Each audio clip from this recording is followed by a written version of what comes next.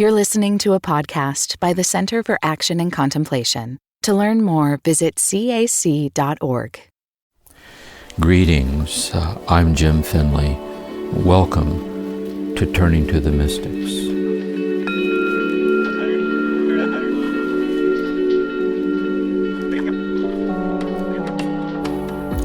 Greetings, everyone, and welcome into our time here together, turning for guidance to the Christian mystic St. John of the Cross. And we're in the midst of exploring his teachings of our journey to perfect union with God in a passage through a dark night. And we left off last time introducing the Ascent of Mount Carmel, on how what attitudes we can foster to cooperate with this dark night that brings us to this deep union with God. And in this session, we're going to be reflecting on chapter 13 of the Ascent of Mount Carmel, book 1. And in this session, I've asked Kirsten to join me. And so as I go through the chapter, I'll pause at each section so that she can ask any questions that comes to her, as kind of representative of the kind of questions that might come to you. And I'm doing this because this chapter is kind of very poetic and kind of intuitively dense, and therefore it can be discouraging. How do I get at this? How do I get to it? But once we get inside what he's saying, it's the kind of thing you can return to over and over again as a kind of a grounding place.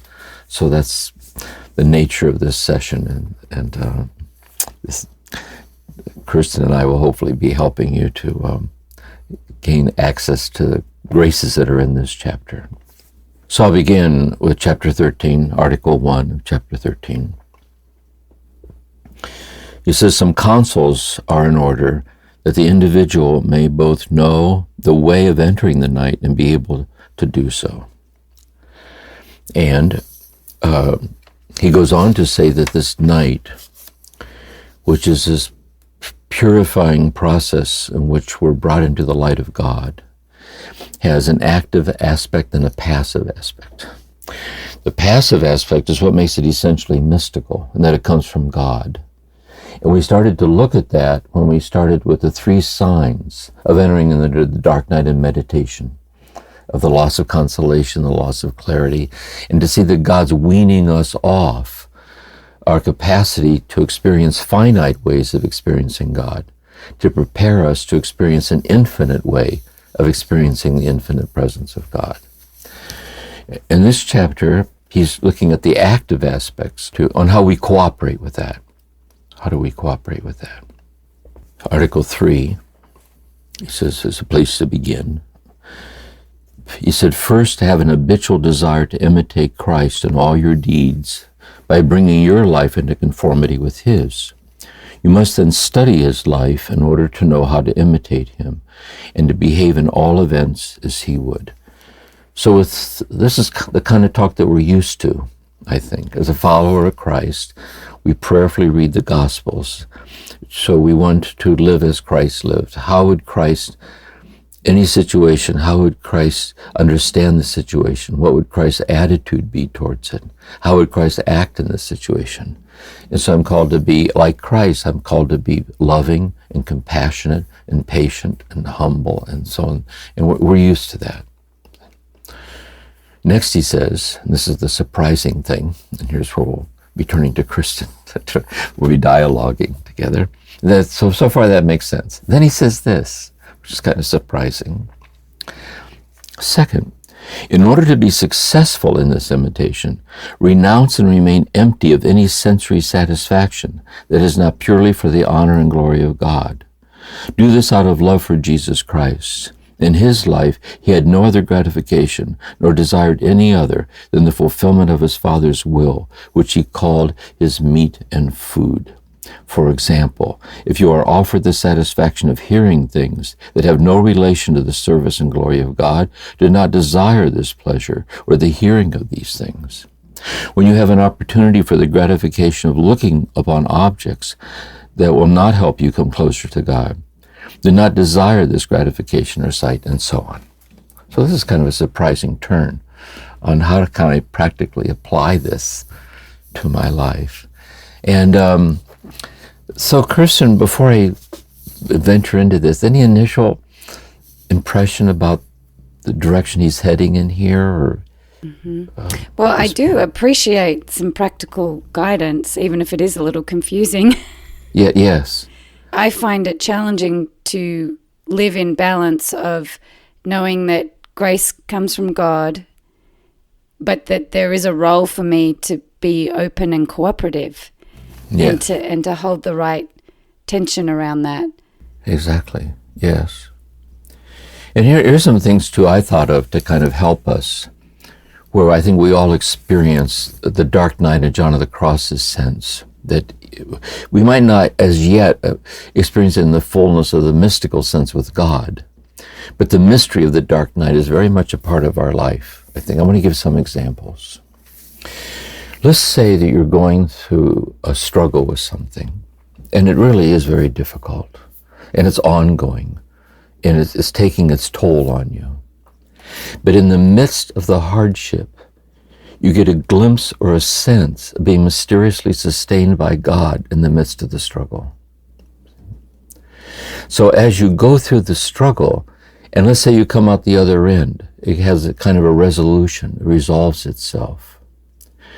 You begin to realize a certain longing to abide in that depth of God's presence that was given to you in the midst of the struggle. See? Another example would be that there's someone you love very much who's struggling with something, maybe caring for a dying parent, or whatever struggle. It could be anyone you love very much is really having a hard time, of a situation of an uncertain outcome. And out of your love for them, it burdens you, see? And you're with them, you're working it out. But then in the midst of it all, you get a sense of how mysteriously God is present in how precious this loved one is to you.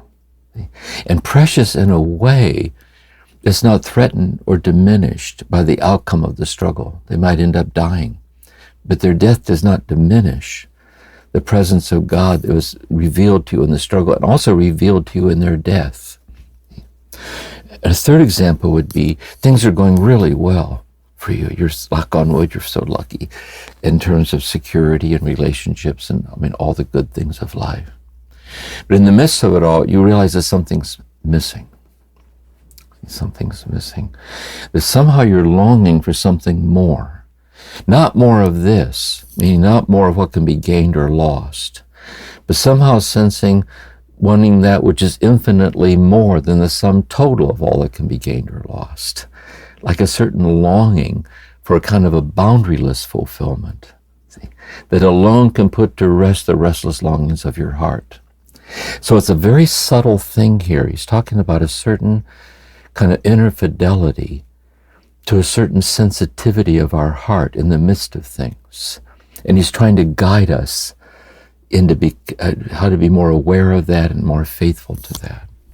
Does that make sense intuitively? Or? Yeah, what's coming to mind for me in my own experience is just that those sense of moments or times in life where you feel that nothing but God's presence can help, or nothing but feeling God's presence in the midst of the situation could help. And there's, in my experience of those times, there's a certain level of desperation in the not knowing, like the desperation comes from not being clear, not knowing how to find God's presence in the midst of the situation. Yes, exactly. In other words, I think another thing he's trying to help us see here is that, see, what happens when our finite ego, with the layered interiority and poverty of ourself and ego consciousness, the human experience. What happens when that's our base of operations? That's the level, that has the final say in who we are and who we're called to be. And because the ego is a sense of self that's conditioned by conditioned states, there's a certain precariousness in all of it. And so we feel a certain longing see, to find our way to a depth of presence that transcends the precariousness. Because even if it's going very beautifully, we know we could lose it at any moment. You could lose the beloved could die, the child could, you don't know what's going to, you have no control over much of anything, really. And even in the precariousness, you sense this, like John of the Cross, to have no light to guide you except the one that burns in your heart. There's like a burning of a light your finite eyes can't see, but you sense it's sustaining you. So then you say to yourself, well, how could I be more habitually and consciously grounded in that depth, which is so elusive to me in my ego consciousness? And he's trying to help us find our way to that. Yes, that's beautiful. Yeah, it is. The experience that comes to mind for me is, I've talked before on the podcast about not being able to have children naturally. And as you're talking, I wasn't actually looking in the beginning for something more stable and deeper than the questions I was wrestling with about fertility and those kinds of things. But that's where I eventually landed. So initially the questions were much more, God, give me an answer. Should I do this or should I do that? I was really reaching out to God for certainty with decisions of the ego, I guess. Yes. But in the end, I didn't get any clear answers to those kinds of questions. But I did drop into an experience of comfort and consolation that everything was okay, whether I had answers or not. Yes. And another thing on that, and we'll move on to the next item, but another issue that as an example. Let's say there's someone for whom the maternal instinct is very strong to have a child. It's a very deep thing for some, more than others. Some people it's very deep. And so for someone for whom that's very strong and they can't conceive, the loss goes deep. But if they stay with it, they begin to see maternal energies emerging in their life. So out of the very inability to conceive a child physically, it all heightens their maternal fulfillment in kind of a mothering or nurturing presence in the life of someone or to a community or someone. So we'll keep it with Teresa of Avila. Or later we look at Julianne of Norwich and the other women in mystics. In a way, she's mothering us. She's mothering us. It's a very deep maternal intuition. And she was a woman who had no child, physically. She had no child, but has many children. And so it's interesting and so John of the Cross is trying to help us find our way to those kinds of things. Yeah. And so in these examples that he gives then about if there's something, the pleasure through hearing, but if it doesn't add to the glory of God, don't desire the pleasure, or tasting, or whatever it is. Here's what I think how I would interpret it. How do we interpret this? I would say, let's say we're seeing something beautiful, like a mountain scene or a storm or flowers or something very beautiful. And we would say, God created that. God created the beauty of that.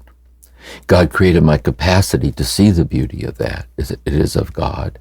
And if it helps me then to be grateful for the divinity of life, for the holiness of life, but to know that the finite pleasure of that beauty is something I could have.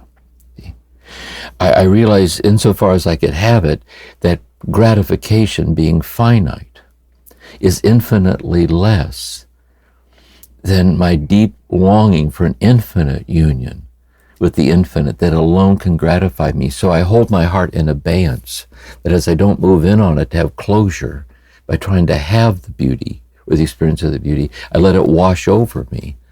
But I remind myself it's an echo of the infinite beauty of God. And I think that's what he's talking about here. I think he's talking about the appreciation of the pleasures of life through the senses, seeing the goodness of God through the body, through those pleasures, but knowing that insofar those pleasures are something we can try to have or hold on to, then that's infinitely less than the infinite pleasure that God has in mind for us, which is God. And that's the kind of subtlety, I think, in this. And this is the sense of active cooperation with God's presence in the world. And so then you're trying to drop into the graced event of seeing the mountain and knowing that it's God's presence. And that's what makes it active, see, because I have to choose to do that, because it's subtle. And if I just skim over the surface of things, like the next TV show, the next thing, I miss the subtlety, and it leaves my interior heart, its longings are unconsummated. So I have to choose to recalibrate my heart to this kind of fidelity, to this very delicate interior thing, to keep the aperture of my heart open to the more. See, and he's trying to invite us to have that kind of sensitivity, I think, is the path. Next, Article 5. Many blessings flow from the harmony and tranquility of the four natural passions: joy, hope, fear, and sorrow. And I think it means this about the passions, is to know that there is the joy of joyful things. But there is the joy that's fulfilled in learning to find our way into the joy of God. And therefore, I appreciate the joy of joyful things, but I know those joys are echoes of my heart's desire to enter into and to participate in the joy of God, which is God's destiny for me, is God's own joy. And I also know that my hope is that when death comes and I pass through the veil of death, I will not be annihilated but consummated. And I will be eternally in the joy of God, is my destiny. And I also hope that with God's help, I'll recognize God's joy reverberating in the joys of my life and in the sorrows of my life. Kind of a quiet joy. Likewise, my fear is that I'll miss this. That's my fear. See, that I'm not careful, that which is essential never imposes itself. That which is unessential is constantly imposing itself. But by a higher order imperative of the awakened heart, I have to keep my heart open for what I know to be essential, which is this infinite union with the infinite presence of God. And so my fear is half-heartedness. My fear is I'd get seduced by the intensity of the day by day and lose my way. And my sorrow then would be that I would be given over to that half-hearted life. See? I also could say we can understand the sorrows of the world. The sorrows is that collective disconnect from this. See? And so the four passions then, like the passion of your heart, is this kind of another set of images to help us understand the sensitivity that he's trying to, not just in meditation and prayer, but habitually throughout the day, like an underlying set of sensitivities for these passions. Yeah. And Jim, would you say that the way he's describing the passions, the way you just described them, is dropping down to the depth of the passion? Because there's especially around the word hope and fear, I think at a different level of consciousness, I mean, there's a lot to be afraid of. Coronavirus, death, and I have hopes for my family and hopes for my life. Yeah. Yes, exactly. See, as human beings, take the virus, for example. You see, not just within ourselves, our family and our loved ones, just collectively as a society, as a human family, there's so much fear because something's so threatening and overwhelming, and it blindsided us. We didn't see it coming. And it is fearful. So we're not talking about not being afraid when fearful things happen. Because Jesus was afraid. In the Garden of Gethsemane, he sweat blood, meaning he saw crucifixions. He saw they were brutal executions. He knew, see, let this, if possible, let this cup pass from me. See, not but as I will, but as you will. And but it's not being afraid of being afraid. See? It's learning how not to be afraid of being afraid, because we're a human being. But to know what we're trying to find is, no matter how scary the scary thing is and how it turns out, we are being unexplainably sustained in the midst of the scary thing, regardless of its outcome, including, even if it ends in death, I'm being sustained in death, because God's the infinity of death. God is God's the mystery of death is sister death, St. Francis says. And so it means that. So it means we do our best, just the normal human response to nurture and be protective and remedy, but we're trying to find a peace that isn't dependent on the outcome of circumstance, because it's the peace of God on which everything depends. And we're trying to find a groundedness in that to give us the courage to be present to all these things without them tipping us over. That's really helpful. And Jim, I don't know if it's my personality or not, but starting with fear and what you just said helps me tap into the hope, joy, and sorrow you described. So if I can not be afraid of my own fear, then my hope lies in death not making me afraid of my own fear, suffering not making me afraid of my own fear. My hope lies in the peace of God being something that can help me, support me in not being afraid of my own fear. Exactly. And with me too, and when I work with trauma people in therapy, myself in trauma, we're starting at age 3 years old, severely, so intense fear was very early on, so basic to my life, traumatizing fear. But I was somehow sustained in the fear. See? And so sustained in the fear has helped me not to be afraid of fear. I respect it, and I seek to be as safe as I can and help other people be safe as I can. But I know precisely because it got so dark, you can see the light that shines in the darkness but doesn't grasp it. And so fear becomes like a teacher, because there must be something greater than the fear, or we wouldn't be here. The fear would have done us in, and it didn't. So it's strange, it's like that, I think. Next, Article 6, guidelines for a happy life. Endeavor to be inclined always, not to the easiest, but to the most difficult, not to the most delightful, but to the harshest, not to the most gratifying, but to the less pleasant, not to what means rest for you, but hard work, not to the consoling, but the unconsoling, not to the most, but to the least, not to the highest and most precious, but to the lowest and most despised. There you go. Follow that and you can't go wrong. That's fabulous. Yeah, really. So what do we mean? What's he saying here? I'm going to insert the critical phrase, I think. You know what I mean? Endeavor to be inclined always, not to what is easiest, to the great lie within yourself about yourself, but to what is most difficult, to the great lie within yourself about yourself. And what is the great lie? That anything less than an infinite union with the infinite presence of God will be enough for me.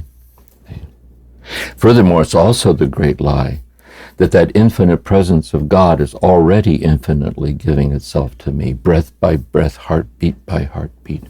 And I'm learning with God's help to recognize it and live by it. See? That's the key, I think. See? Because as soon as we settle for what's less than that, pretending it's enough, see, then we fall into the great lie that anything finite, conditioned, and fleeting can consummate who I deep down am and am called to be. And he's trying to cultivate that sensitivity in us. And Jim, so do you think, like, we're just reading through these again with that lens in mind, it's not rejecting, not trying to live inside a world where you're trying to make everything happy, pleasant, delightful, gratifying, restful, but to recognize that God's present in the entirety of the world. So not to reject the distasteful or the less pleasant or the hard work. Yes. Now let's say someone who's, let's say, emotional immaturity could be functioning purely at the level, and this maybe helps understand the nature of addiction too, is to be gratified by what gratifies in an immediate sensory way. And so you end up going from gratification to gratification to gratification. But then you discover it's exhausting because the endless round of gratifications don't gratify.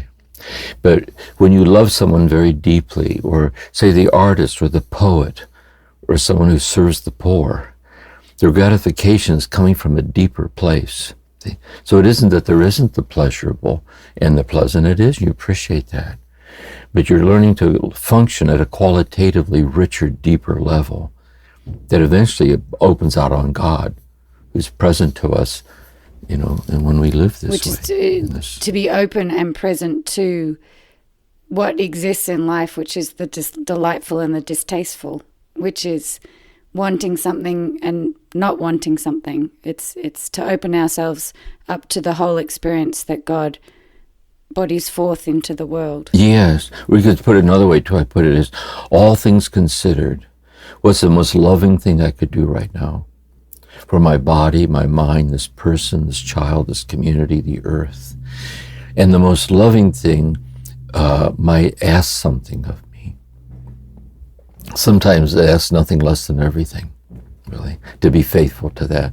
And I think it's that kind of integrity, is asking us to live by. That's helpful. Next part of that is, this Article 6 has two parts to it. The second part of Article 6. Endeavor to be inclined always, not to wanting something, but to wanting nothing. Do not go about looking for the best in temporal things, but for the worst, and desire to enter for Christ into complete nudity, emptiness, and poverty in everything in the world. He's a bottom line kind of guy. But Jim, he was talking to people who this was their vocation. Well, yeah, that is true. This is 16. These are. They've made vows. Of poverty, and Teresa's close friend. She was a cloistered nun, and he was a Carmelite friar, and there was this asceticism, to the life. So we're trying to translate. Well, what's the universal principle that applies to all of us in trying to live a contemplative way of life in the midst of the world? So how can we get at the core of how this is incarnate in our vocation? I put in the critical phrase this way: endeavor always not to wanting something, as if I could have that thing, I'd be happy. We're in the Merton Reflections. Merton is saying, whenever I wanted something very, very much and I get it, it ends up being just one more thing that I wanted very much. Because of the very fact it's something, it's finite. Because it's finite, it won't be enough for me either. See? So not to wanting something as if they're having something would... Look at consumer, the society today on consumerism. If you can just buy this and have this, you'll be happy. And it carries us a carrot on the end of the stick, the next thing we're trying to have. But to wanting nothing, meaning to want no thing, as if I could have that thing, it would make me happy. Likewise, to know that grounded in this deeper place, knowing even when I lose that thing I wanted so much, the loss of it won't make me unhappy. And so it's that attitude again. He's trying to get to this deep attitude. And I think too, not for wanting the worst of temporal things. I think for us today that would be a rough, not the worst, try to find the ugliest chair you can find in the store. So, because you want to be holy.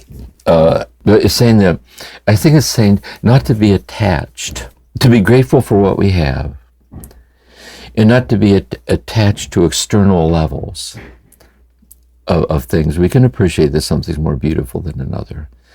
We can also see the poverty of all material things, and we can see how God's present in that very poverty, and just not being attached, not functioning at that level, but going deeper in appreciation of things, I think. This section really reminds me of birth and death, like the way we come into the world and the way we leave the world, and like a consistency of attitude with the birth and death of all things. Yeah, it's very good. I think that's really true. I mean, let's say birth and death are filled with lessons. So for the baby being born, it's not a walk in the park. Seriously. And the first thing they do is hold you by your heels and give you a whack and welcome you aboard.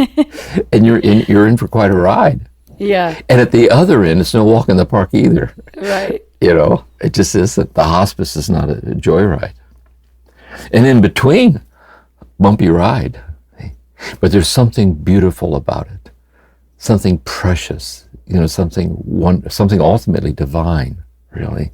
So I think it's really true, because in daily life, we could consider birth and hundreds of little births and deaths throughout the day. And if we cling to the birthing part to avoid the death, we fall into confusion. If we get taken down by the death and not see the birth that's shining out of it. So how can we ride the waves of birth and death, of gain and loss, as a kind of a providential quality to our path? I think it's really true, yeah.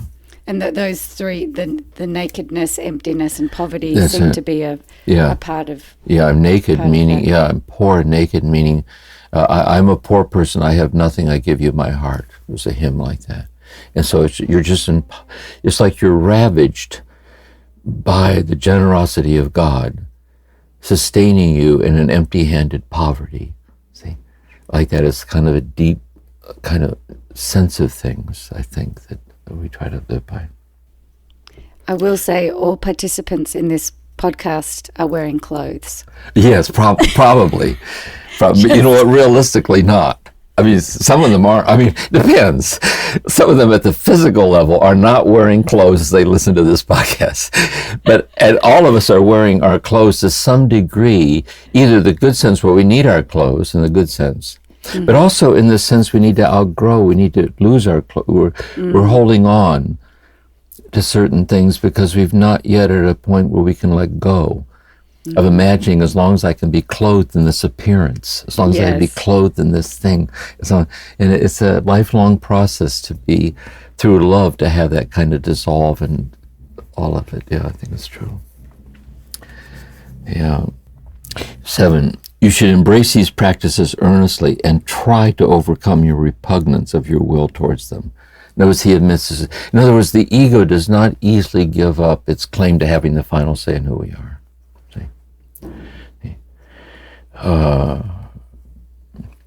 If you sincerely put them into practice with order and discretion, it's like prudent courage. See, be discreet. You're just a human being. There's no rush. You'll be dead about 3 seconds anyway. Don't worry about it. You're not going to try to, how can I do this as quick as possible so I can get on to my next project? It's an underlying deepening attitude of self-acceptance in the presence of God and the day by day, I think. It gives you a feeling, too, what it would be like to have St. John of the Cross as your spiritual director.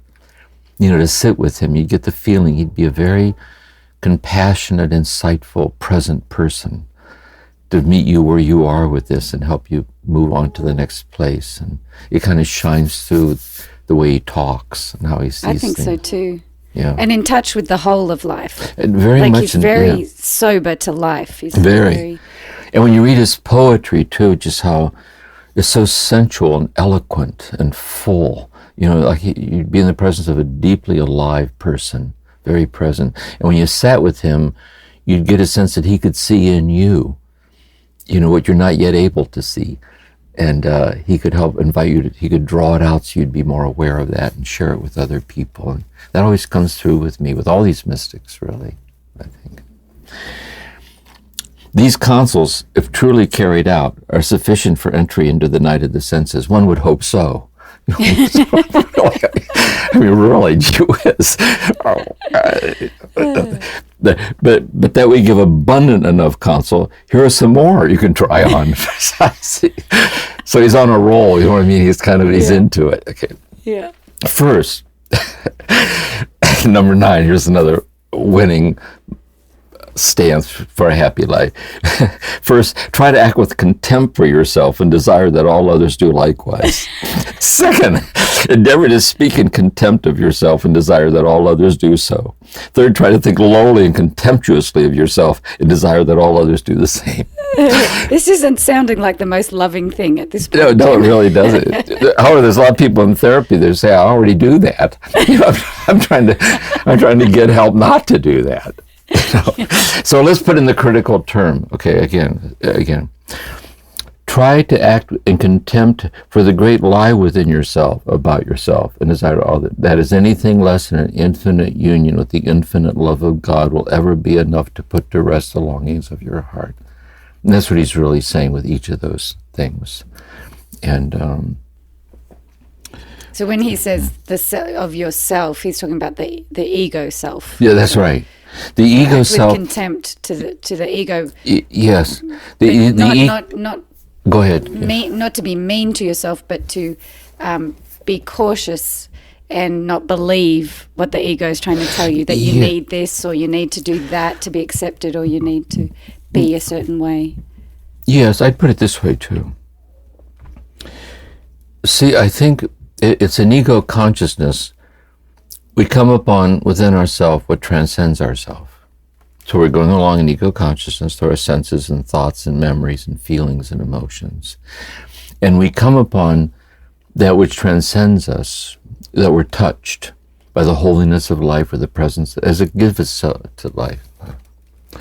And then in being touched by it, we're given the grace to abide in what's beyond our finite ego and beyond what the ego can attain.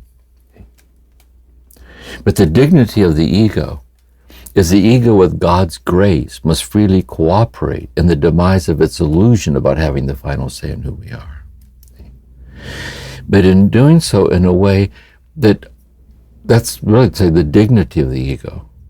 But it's also the dignity as it does this to realize the God-given dignity of the ego itself, like the holiness of my body, the holiness of my breath, the holiness of my thoughts, the holiness of my longings, the holiness of watering the houseplants and looking out the window and taking a walk. And, it comes full circle back to the divinity of my ordinariness, like Christ consciousness of myself. The ego has been liberated from this estrangement, and so it can live in the divinity of itself and its nothingness without God, with a sense of gratitude or amazement or inner freedom. I think it's like that. Yeah.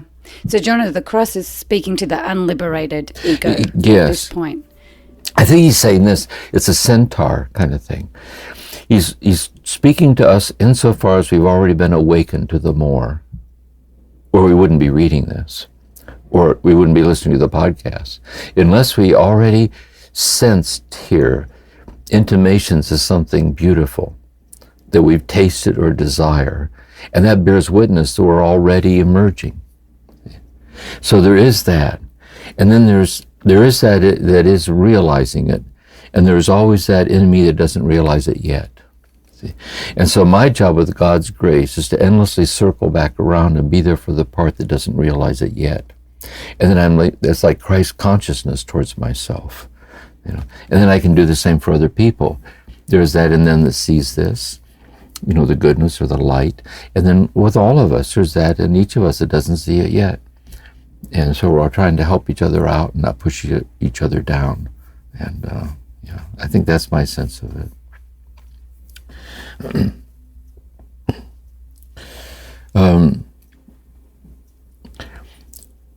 Now, in a conclusion, he's referring here to a drawing. And in the collected works, I don't know if Corey can make this available to the students or not. I think it's on page 66, 67 of the collected works. And on the left-hand side he wrote it by hand, that's in his handwriting. Then it's typed on the right-hand side of the page, of the Ascent of Mount Carmel, which is the ascent towards God. And he says, in the ascent towards God, nada, nada, nada, nada, nada, nothing, nothing, nothing, nothing. That is, nothing to hold you back, nothing to, just let go of everything but God. And then he says, and then when you finally get to the top and reach the top, nada, nothing. So then he's going to, but what he types out there, what's written there, is what he now gives in this chapter, which is the conclusion of this chapter. And it's in 3 parts. First part. To reach the verses are as follows. To reach satisfaction in all, desire is possession in nothing. To come to possess all, desire the possession of nothing. To arrive at being all, desire to be nothing. To come to the knowledge of all, desire the knowledge of nothing. Okay. I'd like to walk through that and put in the phrase. To reach satisfaction in the all that is God. Desire is possession in no thing, because everything is finite and infinitely less than God.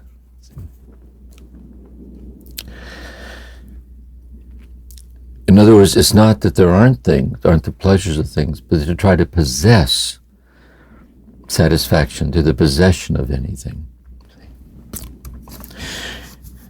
To come to possess all, to come to possess the all of God, God's infinity.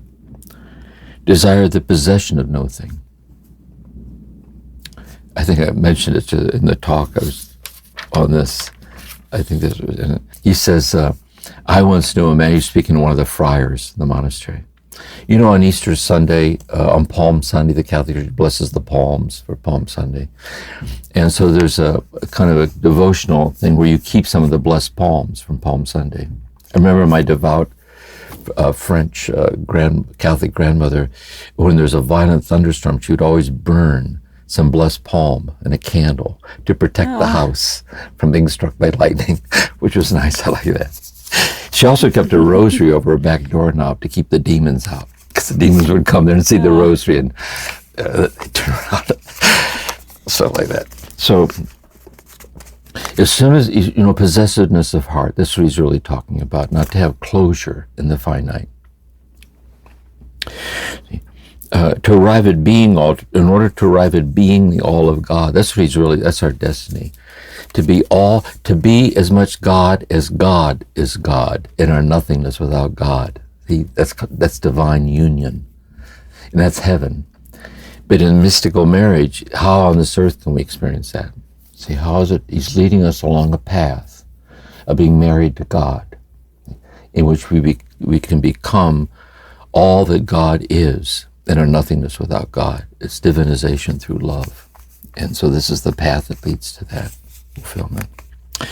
To arrive at being all, desire to be nothing. And I think being nothing means desire no title, no status in your own eyes or the eyes of others to stand on, no credentials to prove it's having the final say in who you are, kind of thing. The next part of the last section. To arrive at the pleasure you have not, you must go by a way in which you enjoy not. To come to the knowledge you have not, you must go by a way in which you know not. To come to the possession you have not, you must go by a way in which you possess not. To come to be what you are not, you must go by a way in which you are not. Beginning, to come to the pleasure you have not, you must go by a way you enjoy not. So the pleasure you don't have is the infinite pleasure of beatitude in God.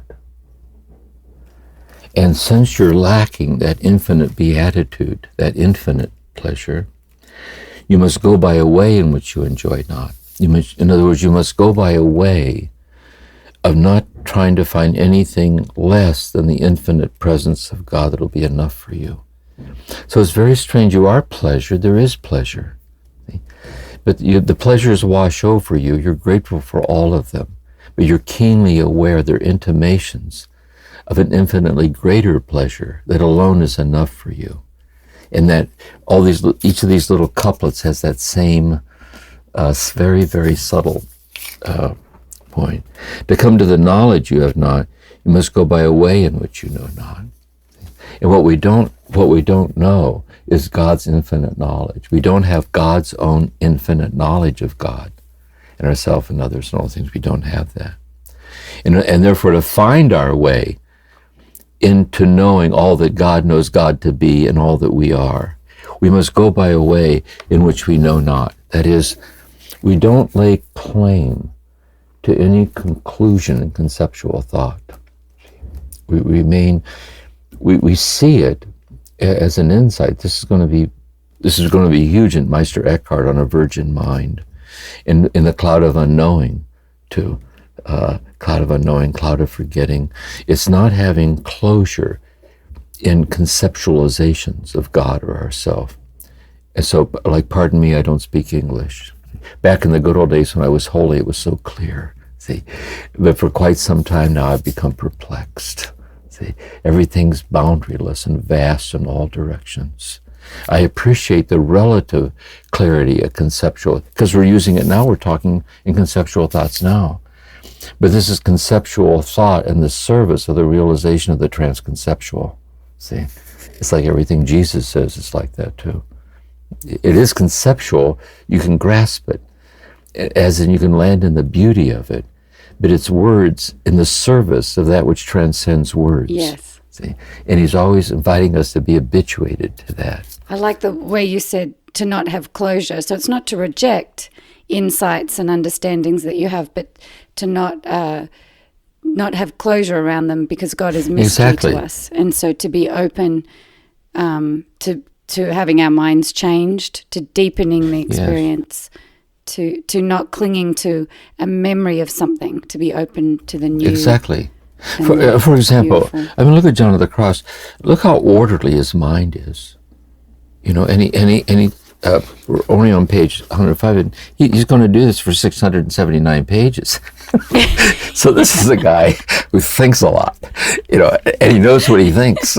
He knows what he's about. But if he would walk in to see him for spiritual direction with underlying passages, and you know, explain that to me, I think he'd suggest a different approach to everything that he's saying. See, why don't you prayerfully sit with it and share with me something that comes to you in silence, and let's meet there together. Because everything he says has that evocative, invitational call to the deeper place, like that. You know. And last section.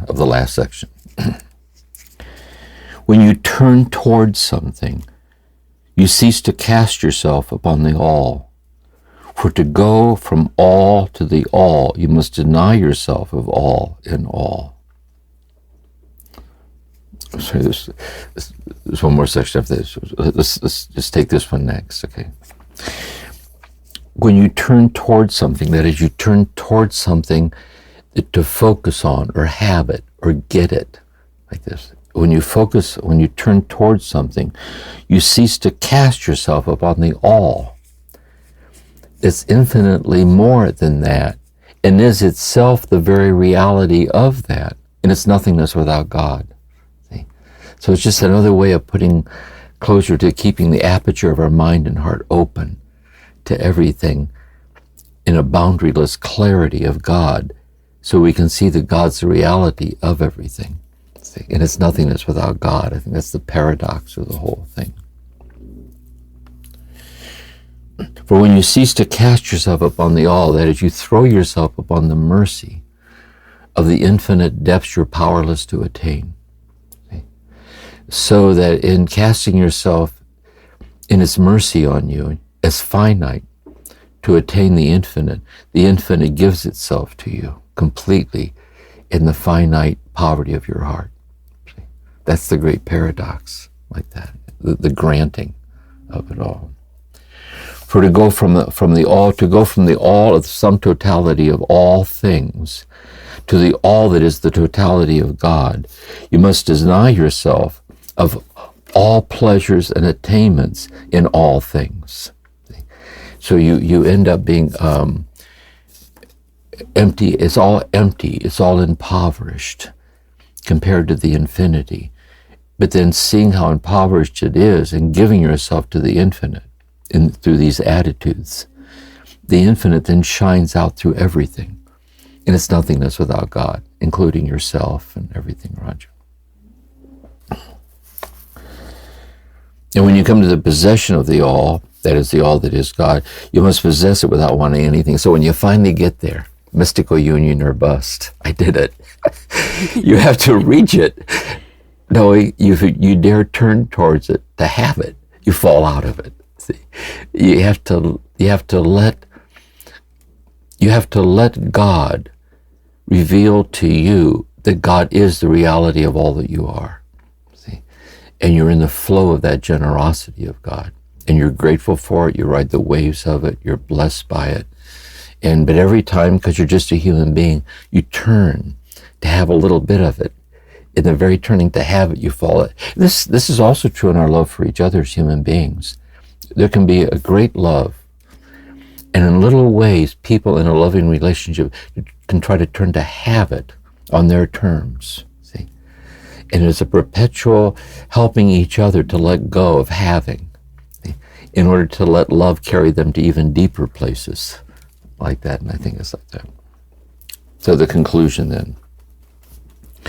Because, the grand finale, because, ergo, therefore, because if you desire to have something in all, in other words, if you still desire to have something in the all that is God, see, so when you pass through death and you say to God, as I cross over, can I take my iPhone with me? God goes, no, you can't, actually. You can't take anything. The gate is so narrow, nothing less than God can fit through it. See, it's paradoxical like that, I think. Because if you desire to have something in all, your treasure in God is not purely your all. In this nakedness of the Spirit, the Spirit finds its quietude and rest, for in coveting nothing raises it up and nothing weighs it down, because it is in the center of its humility. When it covets something, by this very desire, it is wearied. See? Insofar as I'm given over to this unexplainable blessedness, see? No matter what I attain, in my own eyes or in the eyes of others or possessions, it doesn't raise me up. Because I know the infinite love of God is infinitely giving itself away to me as my body, my breath, my life. And likewise, when I lose something, nothing pulls me down. Because no matter what I lose, it's infinitely less than the one thing alone, which is this infinite love that sustains me in the midst of the rising and falling of gaining and losing and gaining and losing, which is the story of our life on this earth, really, like this. And then we're in the center of our humility. That's a great phrase, like the zero variance. See, that in God and with God, I'm everything, absolutely everything, for I'm all that God is by the generosity of God. And without God, I'm nothing, absolutely nothing. And so I'm in the center of humility. As soon as I catch myself, and I do, because that's my teacher, it's my frailty, I catch myself coveting something. Mainly, I catch myself thinking, as long as I can reach this or keep this, I'll be okay. Or if I don't find this or lose this, it's over for me. See? As soon as I fall prey to that absolutizing of the relative and relativizing the absolute, see, and so I have to recalibrate my heart and return back again to this love path to ask God to help me stabilize in it. So that's the chapter. It's quite a chapter. Really. Yeah. Jim, can you repeat that last little teaching you offered? That was so helpful about the, if I'm thinking of finding or yes. or, and I say because we all do it. So we're catching ourselves in the act of doing it, to ask God to help us to learn. So like this, with the thorn in the flesh, God leaves it there as our teacher. I catch myself imagining that as long as I can find my way to something, or if having found it, I can hold on to it and not lose it, I'll be okay. And that could even be God. Yeah, it could right? be God on my terms. Yeah. And that's what the dark night, we'll see in the dark night of faith, is that God takes God away. That we're attached to God, namely, insofar as God's like an extension of ourself. So God then impoverishes us, which is the night of faith. Likewise, I think then as long as I can get past something that's burdening me, as long as it's going to turn out okay the way I want it, I think I'll be okay. That if it doesn't, I'm finished. See? And I catch myself on those two, but I realize that the love of God transcends, utterly permeates, and is itself the reality of the rise and fall of all that comes and goes. And I'm trying to ride the waves of circumstance to see the divinity that sustains me in it, breath by breath by breath. And so St. John of the Cross then is turning to St. John of the Cross for guidance. See that he's guiding us in how to cultivate this habit. And we can see too, we can't do this, obviously. That's the passive part. We foster a willingness to cooperate, but then we turn to God to help us do this, because without God it's impossible. Like Jesus said, with God all things are possible. With us it's impossible. So that's the chapter, and I thought that's why we should dialogue about it, because you can see it's so, each couplet, each thing is so something to sit with. Yes. And then through the rest of the book, to see he's talking about this. Through the whole book, he's talking about this. He explicates it with more examples and helpful hints and so on. So. Yeah. Each teaching has paradox built into it, which is so hard for our minds to sit with. But that's the teaching, isn't it? To awaken us to paradox and awaken us to mystery and not knowing. And see, because a paradox is an apparent contradiction. It's a paradox. And so in the paradox, the sequential mind comes to an impasse. Jesus teaches like this a lot. The first shall be last, the last shall be first, more shall be give more. And so we sit in the impasse, and then in the impasse, God teaches us. You know what I mean? The heart is instructed by God in the impasse of the paradox, of the divinity of the unfigureoutable, which is ourself. In other words, we can't figure ourselves out. We'll never figure ourselves out. Yeah. Well, thank you for helping us make what sense we can out of this chapter. That was incredibly helpful, because reading it myself in preparation, that phrase, it makes no sense. So this has been incredibly helpful to me. I'm sure to everyone listening. I'm glad we did this together like this. I think it'll help them, I think.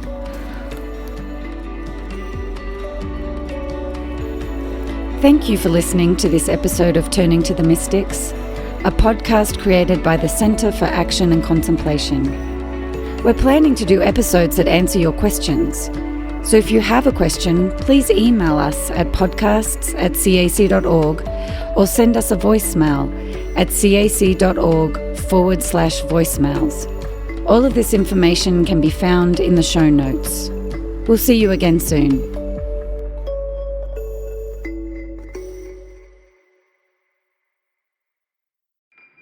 Do you feel called to walk a more contemplative path? The Center for Action and Contemplation is an educational nonprofit supporting the journey of inner transformation. Our programs and resources will help grow your consciousness, deepen your prayer practice, and strengthen your compassionate engagement with the world. Learn more about our resources, such as publications, podcasts, email series, and events at www.cac.org.